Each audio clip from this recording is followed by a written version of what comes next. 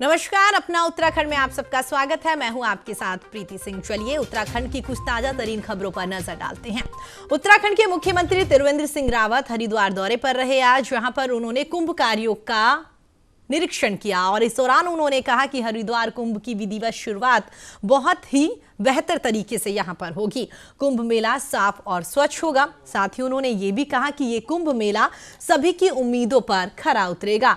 भारत सरकार ने एसओपी जारी कर दी है और इस एसओपी के आधार पर कोरोना के नियमों को ध्यान में रखते हुए कुंभ मेला संपन्न कराया जा रहा है।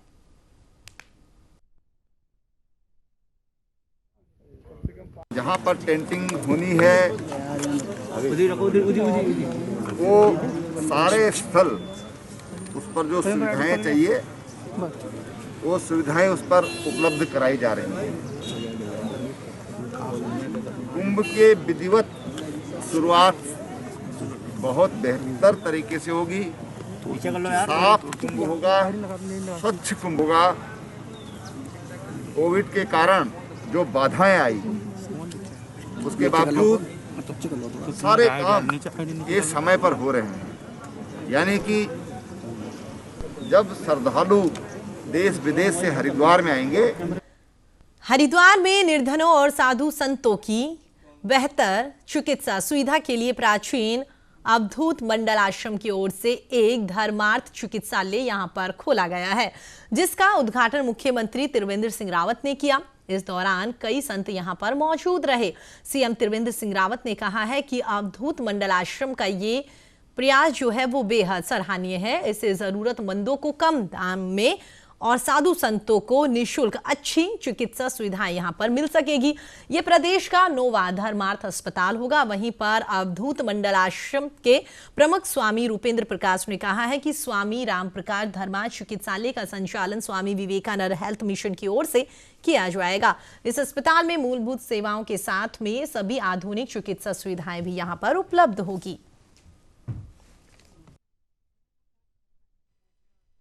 अवधूत मंडल आश्रम के पूज्य महंत स्वामी राम प्रकाश जी के नाम से स्वामी राम प्रकाश धर्मार्थ चिकित्सालय पूज्य संतों के निःशुल्क सेवार्थ प्रारंभ किया गया है, जिसका संचालन स्वामी विवेकानंद हेल्थ मिशन के द्वारा संचालित किया जाएगा।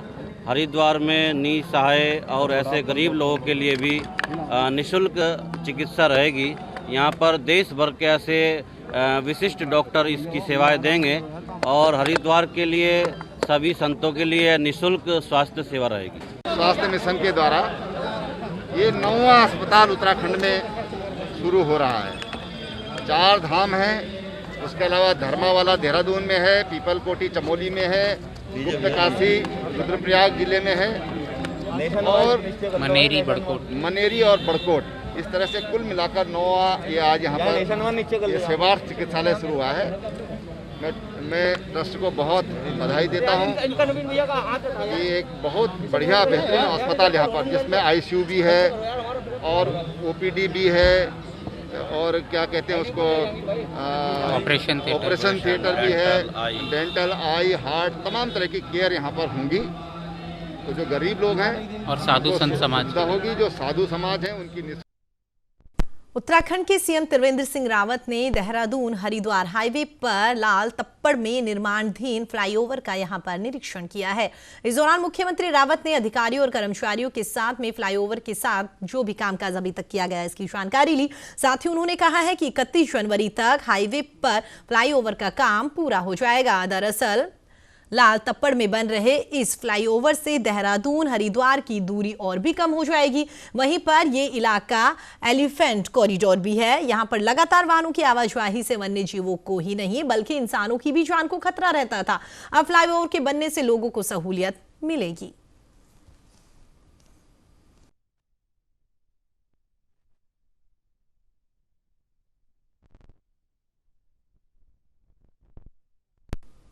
उत्तराखंड में नेता प्रतिपक्ष डॉक्टर इंदिरा प्रदेश ने शासन सचिवालय की कारगुजारी पर ही सवाल खड़े करे हैं।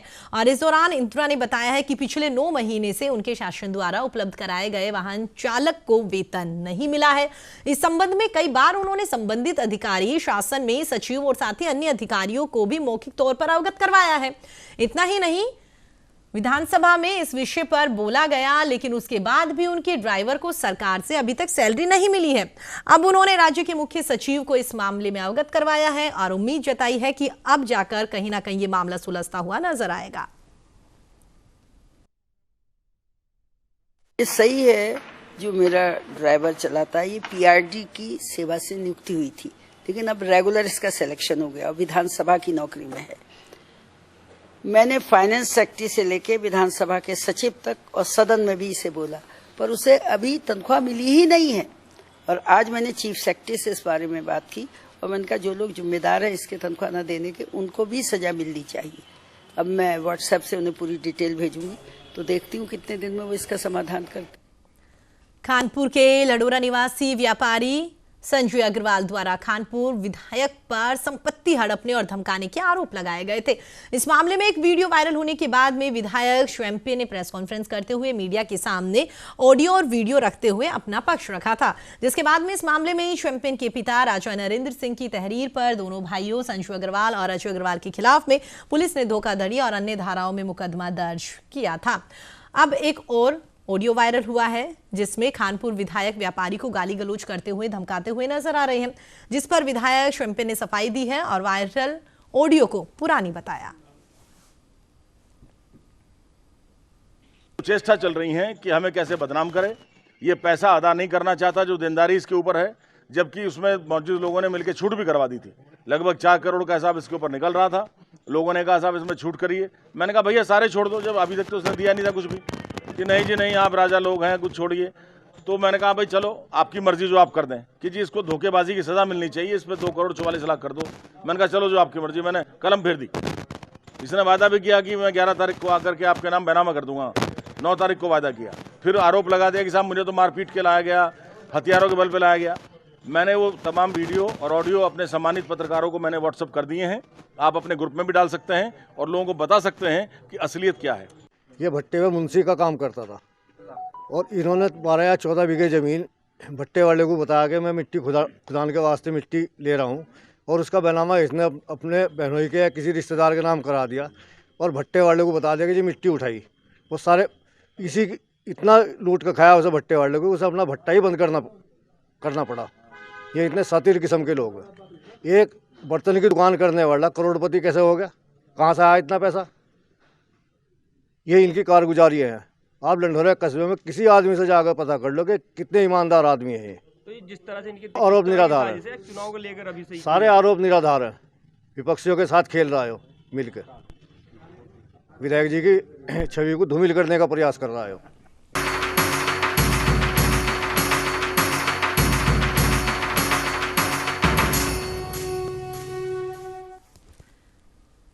ब्रेक के बाद एक बार फिर आप सभी का स्वागत है। चलिए आगे बढ़ते हैं। मुरादाबाद मंडल के एआरडीएम निर्भय सिंह ने हरिद्वार देहरादून राजमार्ग पर वैदिक नगर के पास में बनने वाले रेलवे अंडरब्रिज का यहां पर निरीक्षण किया है। इस दौरान उन्होंने कहा है कि निर्माण के लिए सोमवार से रेलखंड पर 10 घंटे का मेगा ब्लॉक दिया जाएगा। दरअसल हरिद्वार देहरादून 4 लेन विस्तारीकरण का कार्य अंतिम चरण में चल रहा है, लेकिन रेलवे की अनुमति न मिलने के चलते यहां पर हरिद्वार देहरादून रेल मार्ग पर रायवाला समीप बनने वाले रेलवे अंडरब्रिज का कार्य बीच में ही अटका हुआ है। अब एडीआरएम ने अंडरब्रिज को लेकर यहां पर निरीक्षण किया है और अब उम्मीद है ये काम जल्दी होगा। हाईवे के लिए एनएचआई की तरफ से हमको जो प्रपोजल मिला है उसमें 4 ब्लॉक 10.5 घंटे के मांगे गए हैं, जिसमें ये इस ब्रिज को अंडरपास को चालू होना है। हमारे प्रपोजल रेलवे बोर्ड में जा चुका है और आज शाम तक इसको फाइनल होने के चांसेज हैं और सोमवार मंगलवार तक हर हालत में ये हम लोग ब्लॉक दे देंगे। और इसका काम जो है ये तो एनएचआई और उसके ऊपर है। रेलवे का इसमें जो पोर्शन है वो हमारा है कि इनको काम करने के लिए 10 घंटे का ब्लॉक देना, वो हमारे प्रोसेस में है। आज शाम तक नहीं तो कल तक क्लियर हो जाएगा। पूरी उन्होंने व्यवस्था देखी है, उससे संतुष्ट होकर गए हैं और मोस्ट प्रोबेबली रेलवे मंडल में चला गया है इसका प्रपोजल, और संडे या वेडनेसडे को ब्लॉक मिल जाएगा, मतलब किसी भी दिन। कितने कितने ब्लॉक मांगे हुए हैं आपने? हमने 10-10 घंटे के 4 ब्लॉक मांगे हुए हैं पूरे उसके लिए, पर एक ब्लॉक मिलते ही उधर का कैरिज हमारा खुल जाएगा फिर। उत्तराखंड प्रदेश के महामंत्री और कांग्रेस जिला प्रभारी विजय सारस्वत के नेतृत्व में साल 2022 विधानसभा चुनाव के मद्देनजर संगठन की मजबूती और विस्तार को लेकर राज्य अतिथि गृह नैनीताल में बैठक आयोजित की गई है।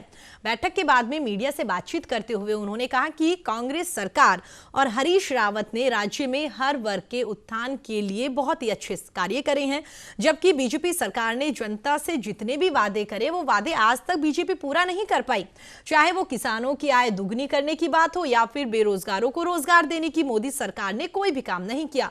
इस दौरान जिला प्रभारी की ओर से कहा गया है कि पिछली गलतियों से सबक लेते हुए प्रदेश में पीतम पवार और इंदिरा हृदयेश के नेतृत्व में चुनाव यहां पर वो लड़ेंगे और उम्मीद की जा रही है कि इस बार वो चुनाव जीतेंगे तो लोगों के कामकाज किए जाएंगे। हमारी सरकार उत्तराखंड में रही 5 वर्ष, और कुछ क्या कमियां रही होंगी, जबकि मैं समझता हूं कि रावत जी ने हर वर्ग के लिए काम किया और सरकार ने भारी प्रयास किया था। उसके बाद भी क्या फैक्टर, मोदी फैक्टर भी है और सांप्रदायिक फैक्टर भी पूरे देश में जो केंद्र की सरकार करती है। और मैं तो कहूँगा कि बहुत बड़े बड़े वचन कि दिल्ली में जो बोलते हैं रोज़ के, हम 2 वर्ष में किसानों की आय दुगनी, प्रत्येक व्यक्ति को मकान रहने के लिए 2 करोड़ रोजगार, 15 लाख, मतलब जितनी बात भी कही, तो आप समझिए आज तक कोई बात मोदी जी की पूरी नहीं हुई। देहरादून की बात करते हैं, जहां पर कैंट विधानसभा में कांग्रेस की ओर से चलाए जा रहे धन्यवाद जवान अभियान के तहत कार्यक्रम का आयोजन किया गया। इस कार्यक्रम में कांग्रेस ने सेना के जवानों और साथ ही पूर्व सैनिकों को यहां पर सम्मानित किया है। इस मौके पर कांग्रेस प्रदेश अध्यक्ष प्रीतम सिंह ने मुख्य अतिथि के रूप में यहां पर शिरकत करी है। वहीं पर कांग्रेस प्रदेश उपाध्यक्ष ने बताया है कि राज्य की सभी 70 विधानसभाओं में धन्यवाद जवान कार्यक्रम के तहत कार्यक्रम का आयोजन यहां पर किया जाएगा और इस कार्यक्रम का मुख्य उद्देश्य सैनिकों, पूर्व सैनिकों को यहां पर सम्मानित करना होगा।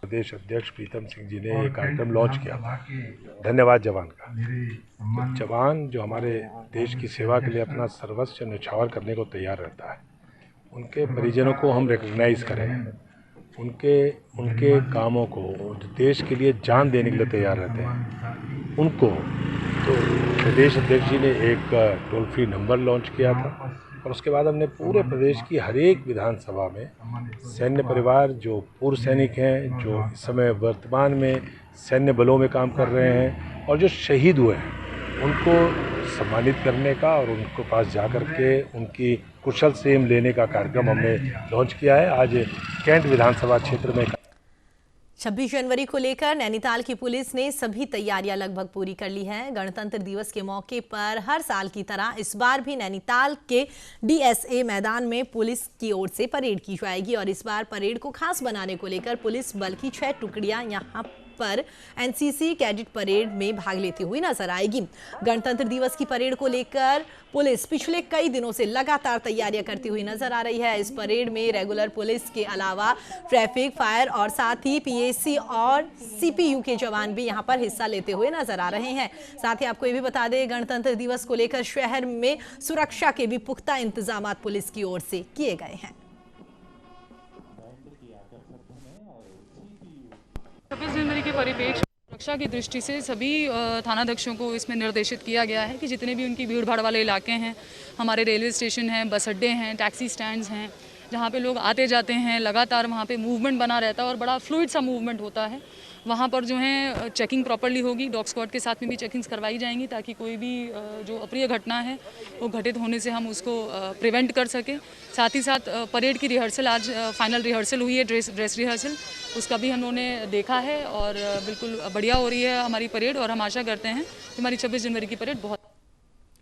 उत्तराखंड के रामनगर में राम मंदिर निर्माण के लिए एक वृद्ध बाबा ने 1 लाख से अधिक की धनराशि भारतीय जनता पार्टी और राष्ट्रीय स्वयंसेवक संघ के कार्यकर्ताओं को दी है।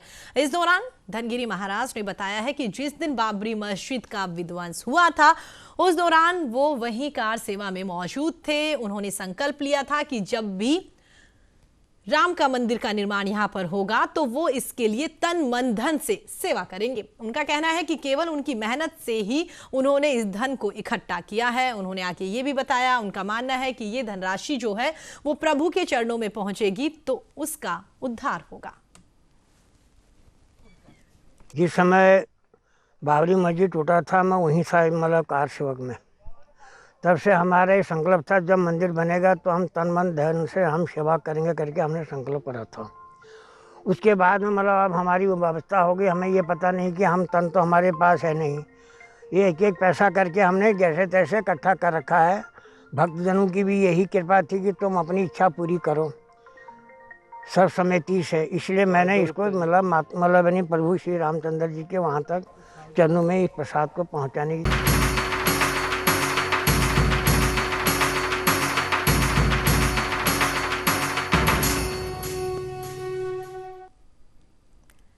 ब्रेक के बाद एक बार फिर आप सभी का स्वागत है। चलिए खबरों में आगे बढ़ते हैं। उत्तराखंड में पर्यटन नगरी रानीखेत के 151 साल पूरे होने पर जिला प्रशासन और पर्यटन विभाग की ओर से रानीखेत कार्निवल का यहां पर आयोजन किया गया है। 2 दिवसीय कार्यक्रम का उद्घाटन लोकसभा सांसद अजय टम्टा ने किया है। इस दौरान उनकी ओर से कहा गया है कि ऐसे आयोजनों के माध्यम से पर्यटकों को यहां पर और भी बढ़ावा मिलता है। साथ ही उन्होंने कहा कि नगर को पर्यटन के क्षेत्र में कैसे आगे पहुंचाया जाए इसके लिए लगातार कोशिश की जा रही है। वहीं उन्होंने जिला प्रशासन की सराहना करी। उन्होंने पर्यटन के माध्यम से रोजगार दिए जाने पर भी जोर दिया है। इस दौरान नरसिंह मैदान में यहां पर हॉट एयर बैलून साइकिलिंग प्रतियोगिता, बर्ड वॉचिंग और साथ ही ट्रैकिंग का यहां पर आयोजन किया गया जिसका लोगों ने लुत्फ उठाया। अपने आप में ऐतिहासिक स्थान रानीखेत के 151वें वर्षगांठ के कार्यक्रम के शुभ अवसर पर मुझे आने का अवसर प्राप्त हुआ है। अपने आप में इतिहास और संस्कृति को जोड़ने के साथ जहां कुमाऊं रेजिमेंट और रानीखेत के पुराने जो हमारे पूरे देश भर के अंदर हमारे सीमा में हमारे बच्चे तैनात रहते हैं भारत माता की रक्षा के लिए, उनकी ट्रेनिंग का एक केंद्र कुमाऊं रेजिमेंट का केंद्र, ऐसे ऐतिहासिक स्थान जो अपने आप में सुंदरता के मामले में, स्वच्छता के मामले में, छावनी परिषद के कैंट एरिया के आर्मी कॉर्पोरेशन के साथ साथ यहाँ का जो मेल मिलाप है, आपस में लोगों का सहयोग है, ऐसे रानीखेत के 151वें वर्षगांठ के अवसर पर आए हैं जिसमें प्रशासन के माध्यम से कोविड होने के कारण से 2 दिन का उत्तराखंड में रामनगर वन प्रभाग को लगातार सूचना मिल रही थी कि वन प्रभाग पश्चिमी के अंतर्गत पड़ने वाले काशीपुर क्षेत्र में कई अवैध आरा मशीन यहां पर चल रही है, जिस पर कार्यवाही करते हुए 6 अवैध आरा मशीनों को विभाग ने सीज किया है।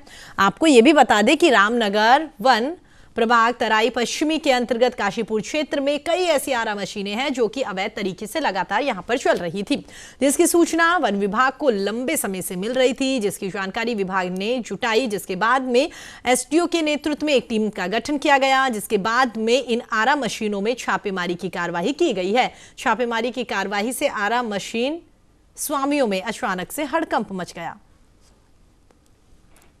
में कुछ दिनों पूर्व सूचना प्राप्त हुई कि हमारे डिवीजन के काशीपुर रेंज के अंतर्गत कुछ लोगों द्वारा अवैध रूप से आरा मशीनें चलाई जा रही हैं और जिसमें लकड़ी चीरी जा रही है। तो इस सूचना के आधार पर एक सब डिवीजन की एसडीओ की अध्यक्षता में टीम बनाई गई और पुलिस का सहयोग लेके काशीपुर के क्षेत्र में जहाँ सूचना थी वहाँ पर छापेमारी की गई।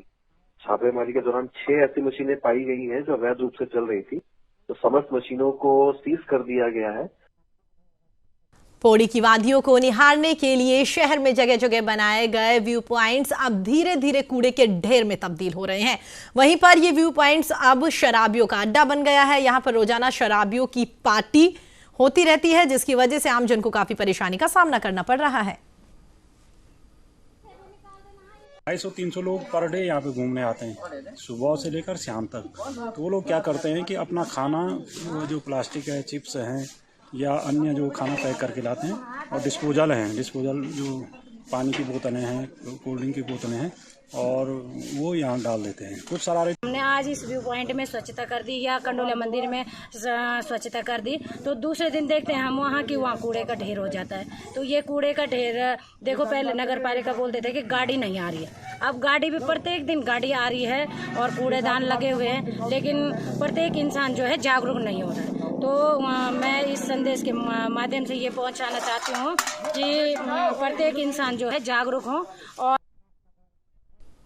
उत्तराखंड में राष्ट्रीय बालिका दिवस के अवसर पर देहरादून के IRDT ऑडिटोरियम सर्वे चौक पर कार्यक्रम का आयोजन किया गया। कार्यक्रम में मुख्य अतिथि के रूप में महिला सशक्तिकरण और साथ ही बाल विकास मंत्री रेखा आर्य, विशिष्ट अतिथि मेयर सुनील उनियाल गामा, जबकि बीजेपी विधायक खजान दास की अध्यक्षता में यह कार्यक्रम आयोजित किया गया और तमाम लोग यहां पर मौजूद रहे। देश जो है राष्ट्रीय बालिका दिवस उत्सव के रूप में सेलिब्रेट करता है। विशेषकर सरकार और हमारा विभाग ये एक संदेश जो है बालिकाओं को, किशोरियों को देना चाहता है कि बालिकाएं किसी से कम नहीं हैं और बालिकाओं के संदर्भ में अब तक में सरकार की तरफ से क्या क्या कार्य किए गए हैं और साथ साथ में उनके क्या क्या विषय जो चिंतनीय हैं वो उस दिशा में हम लोगों ने क्या क्या कदम उठाए हैं उनके लिए। उत्तराखंड में राष्ट्रीय बालिका दिवस के अवसर पर टनकपुर कस्तूरबा गांधी स्कूल की छात्रा निकिता आर्य एक दिन के लिए चंपावत की DM बनाई गई है। तो वहीं पर इस दौरान DM SN पांडे ने कहा है कि छात्रा निकिता को एक दिन के लिए DM नामित किया गया है, जिससे कि छात्रा की हौसला अफजाई होगी और साथ ही लोगों की सोच बदलेगी।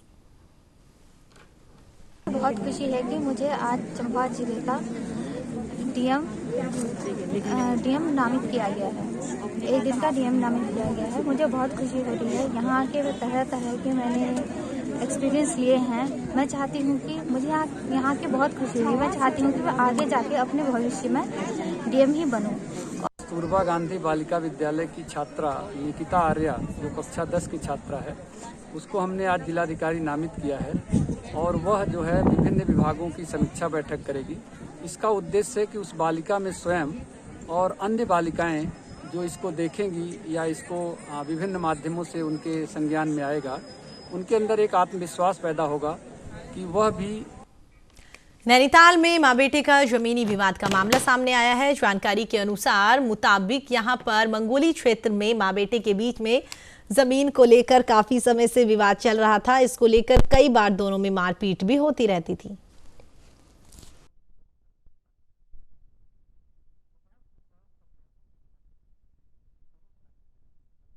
प्रॉपर्टी को लेकर दो पक्षों में, यानी कि एक ही परिवार माँ और बेटे में जो है डिस्प्यूट चल रहा है और जिस कारण जो है जो बेटे की पत्नी है भावना सिद्धार्थ के द्वारा एक अभियोग पंजीकृत कराया गया था पटवारी क्षेत्र में, जो कि बाद में जो है लोकल पुलिस में स्थानांतरित होकर मिला था, जिस कारण जो है वहाँ पर सूचना ये थी कि आपस में मारपीट की घटना घट सकती है या चल रही थी।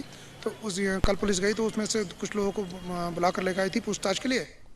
उत्तराखंड के मंगलोर में कांग्रेस नेताओं ने तिरंगा रैली निकालकर केंद्र और राज्य सरकार पर हमला बोला और इस दौरान कांग्रेस नेता आदित्य राणा के नेतृत्व में सैकड़ों कार्यकर्ता गुरुकुल नारसन में इकट्ठे हुए और राज्य सरकार को जमकर कोसा। तिरंगा गन्ना यात्रा हमने निकाली है। ये पैदल मार्च जो है, ये जो हमारे किसान शहीद हुए हैं दिल्ली धरने में, सबसे पहले तो उनको शहीदों का दर्जा दिया जाए। नंबर 2 पर जो है काले कानून है ये वापस लिए जाएं तुरंत। अरे भाई, जब किसान ही इनको चाह रहा है, क्यों जबरदस्ती थोपने का काम कर रहे हो आप? किसानों को आतंकवादी बता रहे हो, खालिस्तान से जोड़ रहे हो। इसके खिलाफ जो है आक्रोश आज कांग्रेस। उत्तराखंड के जसपुर से एक रिश्वतखोर अधिकारी का वीडियो वायरल हो रहा है। जसपुर सेल्स टैक्स ने चेकिंग के दौरान क्लास की गाड़ी को रोककर कार्रवाई न करने के नाम पर 50,000 की मांग की है। वाहन पर कार्रवाई न करने के एवज में पहले 50,000 रुपए मांगे गए, उसके बाद में ले देके 18,000 में मामले को रफा दफा कर दिया गया।